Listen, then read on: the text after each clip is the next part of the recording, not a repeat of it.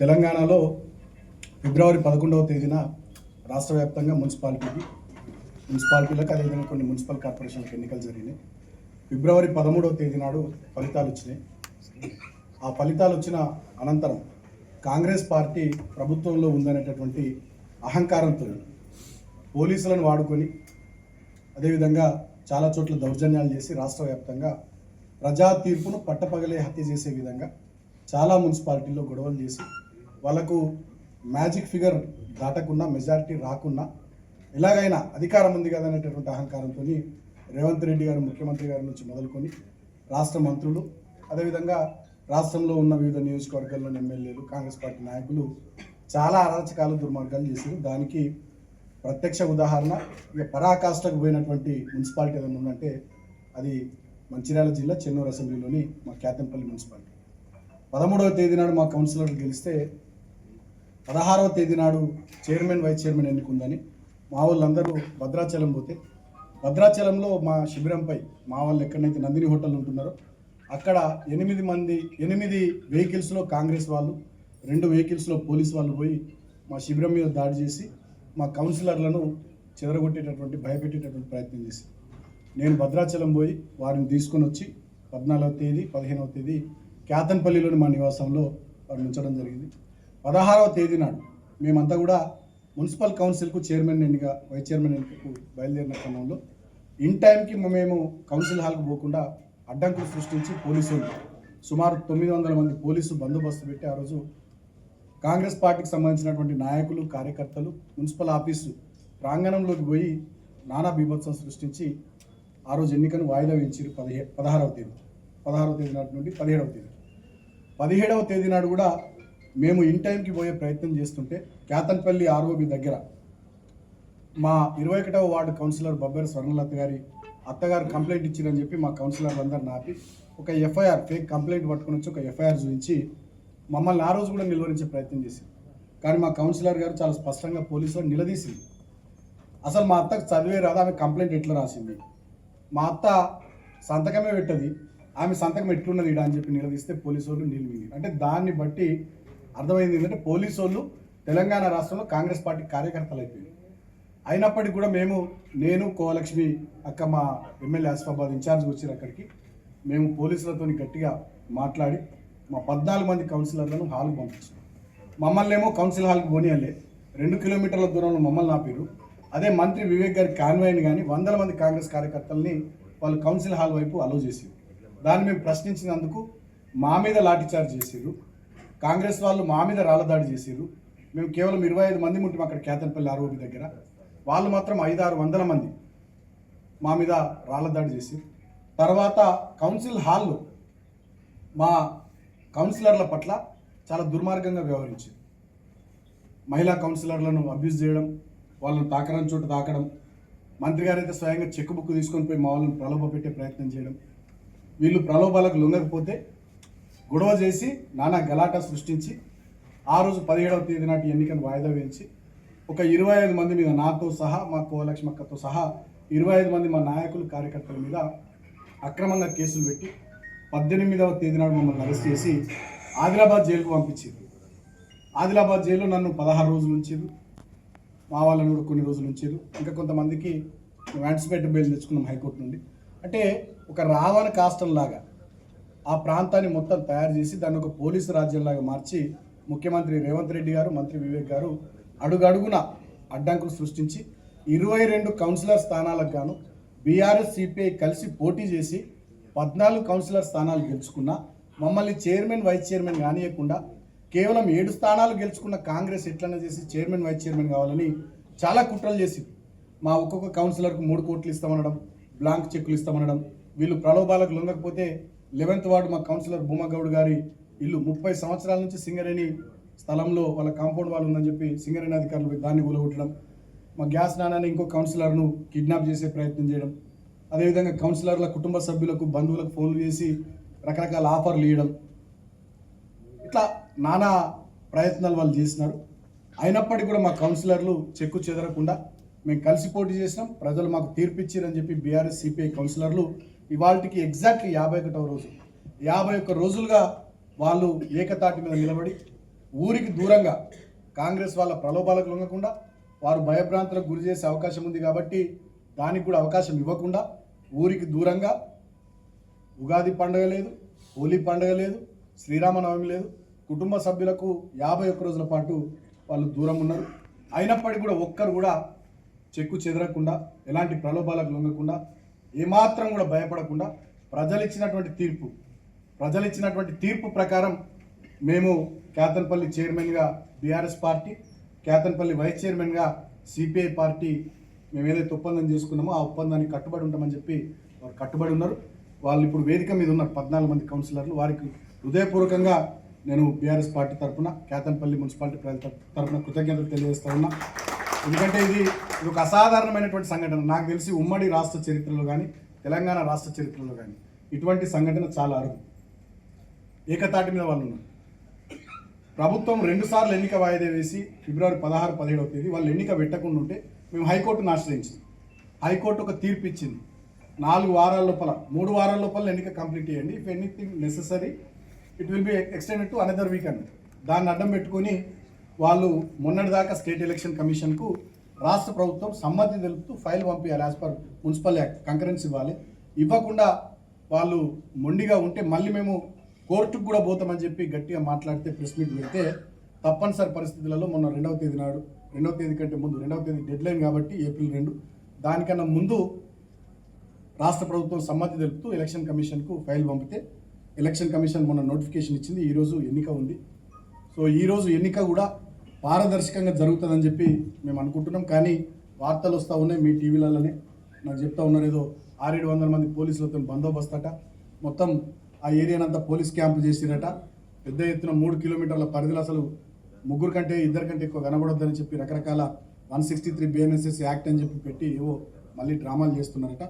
అయినా కూడా నేను ఇవాళ మీడియా ద్వారా రాష్ట్ర ప్రభుత్వాన్ని కోరుతా ఉన్నా, పోలీసు యంత్రాంగాన్ని కోరుతా ఉన్నా, జిల్లా అధికార యంత్రాంగాన్ని కోరుతా ఉన్నా, ఈ రోజైనా కేతన్పల్లి మున్సిపాలిటీ ప్రజలు ఇచ్చినటువంటి తీర్పును గుర్తెరిగి దాన్ని గౌరవించి ప్రజా తీర్పును పట్టపగలే హత్య చేయకుండా ఈ రోజైనా Ketanpalli municipality chairman, vice chairman ఎన్నిక సజావుగా జరిగేటట్టుగా జిల్లాధికార యంత్రాంగం, రాష్ట్ర ఎన్నికల కమిషన్, రాష్ట్ర ప్రభుత్వం సహకరించాలని చెప్పి నేను విజ్ఞప్తి చేస్తా ఉన్నాను.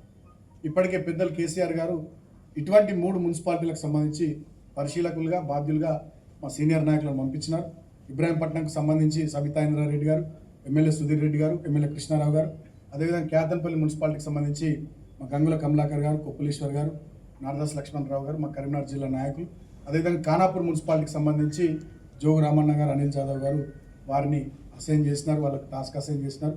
సజావుగా ఎన్నిక జరిగేటట్టుగా చొరవ తీసుకోవాలని చెప్పి వారి బాధ్యతలు అప్పచెప్పినారు.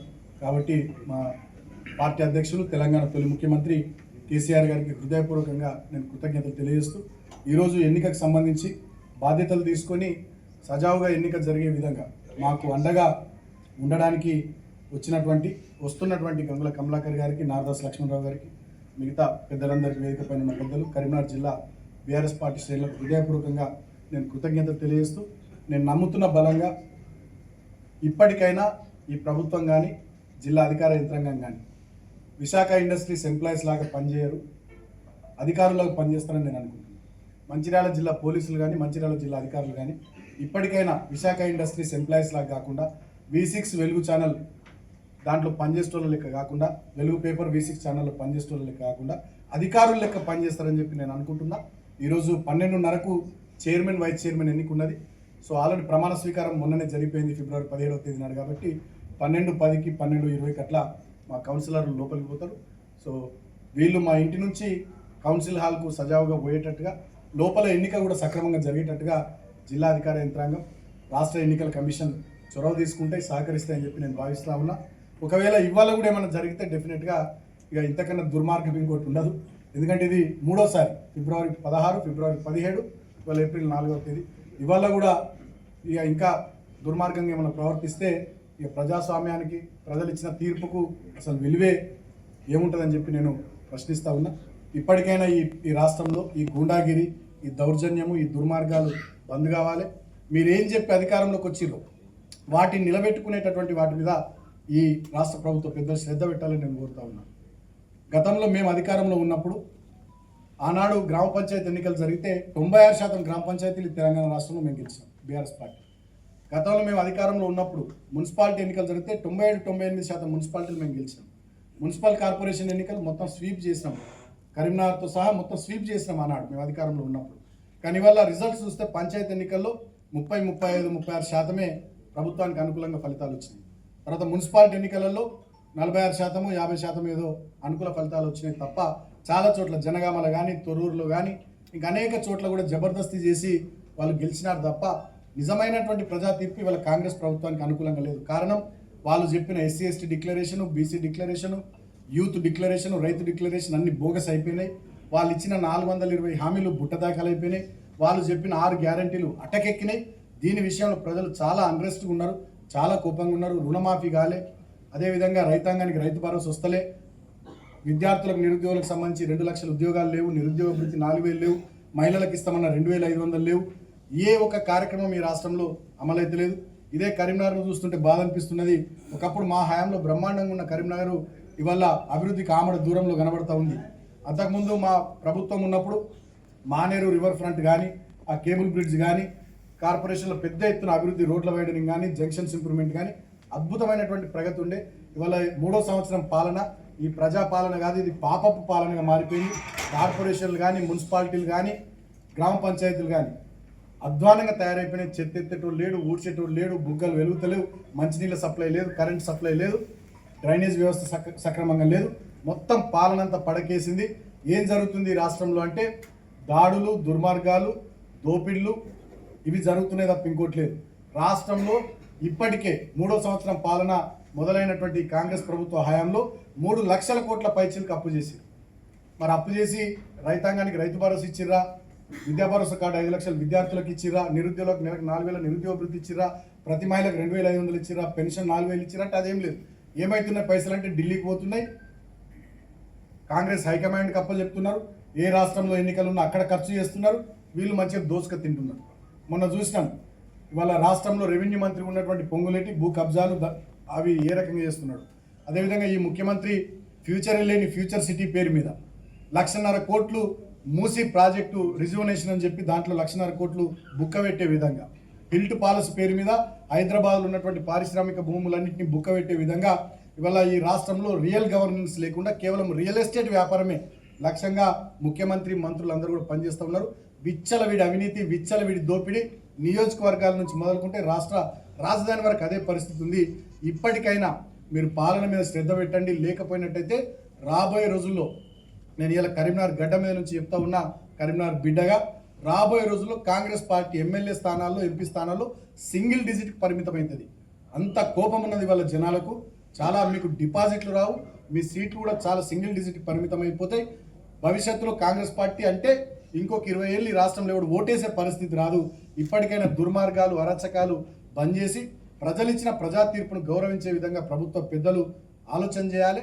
ప్రజలకు ఇచ్చినటువంటి హామీలను నిలబెట్టుకునే విధంగా పనిచేయాలి తప్ప ఇతరత్ర ఇక అధికారం ఉంది కదా, పోలీసులు ఉన్నారు కదా అని చెప్పి ఎట్లా పడితే అట్లా ప్రవర్తిస్తే ప్రజలు ఖచ్చితంగా కర్రు కాల్చి సందర్భం వచ్చినప్పుడు వాత పెడతారని చెప్పి కూడా నేను కాంగ్రెస్ ప్రభుత్వ పెద్దల్ని హెచ్చరిస్తూ, మరి ఈరోజు మా 14 మంది కౌన్సిలర్లు 51వ రోజు కుటుంబాలకు దూరంగా, ఊరికి దూరంగా ఉండి ప్రజలు ఇచ్చిన తీర్పును నిలబెట్టి ప్రజాస్వామ్యాన్ని మళ్ళొక్కసారి ఆకాశమంతా ప్రజాస్వామ్యం ఔన్నత్యాన్ని ఎలుగెత్తి చాటిన మా కౌన్సిలర్లకు హృదయపూర్వక కృతజ్ఞతలు తెలియజేస్తూ, ముఖ్యంగా సిపిఐ పార్టీ, కాంగ్రెస్ పార్టీ వాళ్ళు ఎన్ని ఆఫర్లు ఇచ్చినా, ఎంత మాట్లాడినా, ప్రభుత్వ పెద్దలు కానీ కాంగ్రెస్ హైకమాండ్ మాట్లాడినా కూడా లేదు మేము కేతన్పల్లి మున్సిపాలిటీలో బీఆర్ఎస్తో పొత్తు పెట్టుకున్నాం, పొత్తు ధర్మాన్ని పాటిస్తూ బీఆర్ఎస్తోనే కలిసి చైర్మన్, వైస్ చైర్మన్ ఎన్నిక సజావుగా జరిగేటట్లు మేము చొరవ తీసుకుంటామని చెప్పిన సిపిఐ పార్టీ అగ్రనాయకత్వం కానీ, మా మంచిర్యాల జిల్లా నాయకత్వం కానీ, మా కేతన్పల్లి మున్సిపాలిటీ నాయకత్వం, ముఖ్యంగా అక్కడ కలవేల శంకర్ గారు కానీ, ఏఐటీసీ రాష్ట్ర అధ్యక్షులు సీతారామయ్య గారు కానీ, వారికి హృదయపూర్వకంగా కృతజ్ఞతలు తెలియజేస్తూ, మీడియా ద్వారా మళ్ళొక్కసారి నేను జిల్లా యంత్రాంగానికి విజ్ఞప్తి చేస్తూ ఉన్నా, ఈ రోజుకైనా ఎన్నిక సజావుగా జరిగేటట్టుగా సహకరించాలి. ఫెయిర్ ఎలక్షన్ జరిగేటట్టుగా, ట్రాన్స్పరెంట్గా ఎలక్షన్ జరిగి చైర్మన్, వైస్ చైర్మన్ మావోళ్ళై మంచి పరిపాలన కేతన్పల్లి మున్సిపాలిటీలు అందించే విధంగా జిల్లా యంత్రాంగం చొరవ తీసుకోవాలి. పారదర్శకంగా ఎన్నిక నిర్వహించాలి. ఇవాళ కూడా ఎన్నికనేమన్నా అటు ఇటు చేస్తే మాత్రం డెఫినెట్గా ప్రజలు ఈ కాంగ్రెస్ ప్రభుత్వాన్ని రాబోయే రోజుల్లో ఉరిదీస్తారని చెప్పి నేను హెచ్చరిస్తూ ప్రజా తీర్పును గౌరవించాలని చెప్పి ఈ సందర్భంగా నేను కోరుతూ ఈ మీడియా సమావేశంలో పాల్గొన్న ప్రతి ఒక్కరికి హృదయపూర్వకంగా నమస్కారాలు. జై తెలంగాణ, జై కేసీఆర్.